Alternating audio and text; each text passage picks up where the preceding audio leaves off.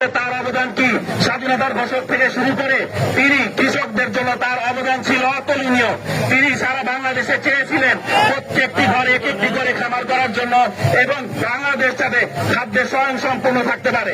সংগ্রামী ছাত্র নেতৃবৃন্দ, তিনি কি করেছেন আপনারা জানেন। তিনি কৃষকরা যাতে সেচের পানি পায়, কৃষকরা যাতে কৃষির বীজ ঠিক মতো সুলভ মূল্যে পায়, সেজন্য তিনি খাল কাটা কর্মসূচি থেকে শুরু করে সারা বাংলাদেশে তিনি ৫,০০০-এর বেশি খাল খনন করেছে। তিনি প্রিয় সংগ্রামী ছাত্র নেতৃবৃন্দ, তার সহধর্মিণী তিনবারের সফল প্রধানমন্ত্রী দেশনেত্রী বেগম খালেদা জিয়ার অবদান আপনারা ভুললে চলবে না। তিনি যখন ক্ষমতায় ছিলেন তিনি কৃষকদেরকে বিনামূল্যে তিনি সার দিয়েছেন এবং কৃষকদেরকে তিনি স্বল্প সুদে ঋণ দিয়েছিলেন। আপনারা এটা ভুলে চলবে না, আমাদেরকে এগুলো স্মরণ করতে হবে।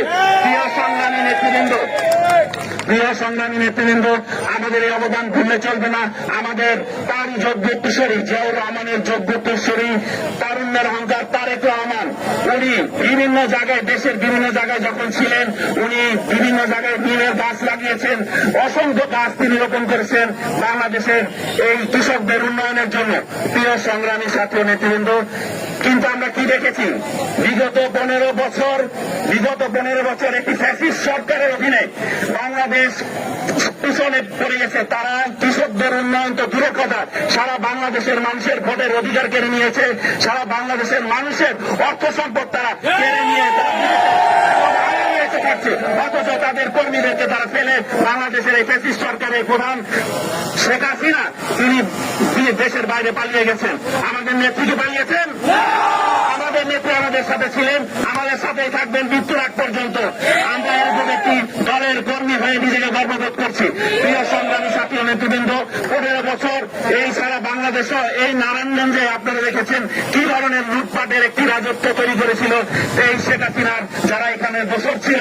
আপনারা এগুলো দেখেছেন। আজকে তারা কোথায়?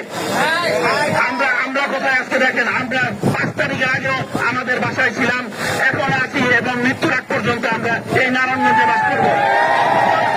অথচ কি করেছে তারা? তার এইখানকার আপনারা জানেন নারায়ণগঞ্জের একজন গডফাদার, নারায়ণগঞ্জের গডফাদার স্বামী ওসমান এবং তার সঙ্গী ভঙ্গি এবং তার ছেলে পেলে কি অবস্থা করেছে? নারায়ণগঞ্জটাকে লুটপাটের রাজত্ব তৈরি করেছিল তারা। বিভিন্ন জায়গা থেকে তারা চাঁদাবাজি করে আজকে সেই অর্থ সম্পদ দিয়ে তারা দেশের বাইরে তারা সুখের সংসার গড়ে তুলেছে। প্রিয় সংগ্রামী ছাত্রবৃন্দ, আমরা চাই এই নারায়ণগঞ্জ জেলা কৃষক দল আজকে এই 44তম প্রতিষ্ঠা বার্ষিকী উপলক্ষে আপনারা জানেন নারায়ণগঞ্জ জেলা কৃষক দল 5 তারিখ আগে থেকে শাহিন ভাই এবং আমাকে নেতৃত্ব দেওয়ার পর থেকে আমরা চেষ্টা করেছি কৃষকদের একটা অঙ্গ সংগঠন হিসেবে সারা নারায়ণগঞ্জে অন্যান্য অঙ্গ সংগঠনের সাথে তাল মিলিয়ে আমরা একটি শক্তিশালী অঙ্গ সংগঠন রূপে আমরা তৈরি করতে পেরেছি। প্রিয় সংগ্রামী নেতৃবৃন্দ, আপনারা জানেন বিগত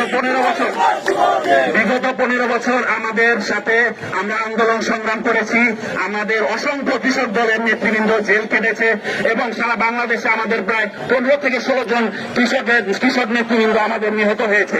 প্রিয় সংগ্রামী নেতৃবৃন্দ, আমরা কি রেখেছি? আমাদের অসংখ্য কৃষক দলের ভাইয়েরা এই জেল কেটেছে, আমরা তাদের সহযোগিতা করেছি এবং আমরা তাদের পাশে থেকেছি। প্রিয় সংগ্রামী ছাত্র নেতৃবৃন্দ, আমরা চাই কৃষক দল একটি নারায়ণগঞ্জে আরো শক্তিশালী সংগঠন রূপে আরো হবে, আমরা সেটা আশাবাদ ব্যক্ত করি। প্রিয় সংগ্রামী ছাত্রবৃন্দ, আপনারা জানেন 15 বছর আমরা কৃষকদের সাথে আমরা সুসম্পর্ক করতে পারিনি। আমরা আন্দোলন সংগ্রাম করে আমাদের রাজপথে কাটিয়েছি, বিভিন্ন জায়গায় পালিয়ে বেরিয়েছি, আমাদেরকে দিদি দিয়ে অত্যাচার করছে, পুলিশ দিয়ে হয়রানি করেছে আমাদের, আমরা বাসায় থাকতে পারিনি। এই জন্য কৃষকদের সাথে আমাদের তেমন একটা সুসম্পর্ক গড়ে ওঠে নাই। তারুণ্যের অহংকার দেশ নায়ক জনাব তারেক রহমান আমাদেরকে দায়িত্ব দিয়েছেন কৃষকদের সাথে মিলেমিশে একাকার হয়ে কাজ করার জন্য। তিনি সারা বাংলাদেশে প্রত্যেকটি ইউনিয়নে কৃষক সমাবেশ করার নির্দেশ দিয়েছেন কৃষক দলকে। আমরা কিছুদিনের মধ্যে প্রত্যেকটি ইউনিয়ন আমরা কৃষক সমাবেশ করব এবং কৃষকদের দ্বার গড়ায় গিয়ে তাদের কি কি সমস্যা আছে সেগুলো আমরা জানবো এবং তাদের সমস্যা সমাধান করব। ইনশাআল্লাহ আগামীতে বাংলাদেশ জাতীয়তাবাদী দল বিএনপি যদি ক্ষমতা আসতে পারে, আগামী তারুণ্যের অহংকার তারেক রহমান নেতৃত্বে আমরা একটি সুশৃঙ্খল সুন্দর বাংলাদেশ গড়ে তুলব এবং প্রত্যেকটা কৃষক যাতে তাদের ন্যায্য অধিকার পায়, ন্যায্য দামে বীজ পায় এবং বিনামূল্যে সার পায়, সেই ব্যবস্থা আমরা করবো ইনশাআল্লাহ। সবাইকে ধন্যবাদ জানিয়ে আমরা সংক্ষিপ্ত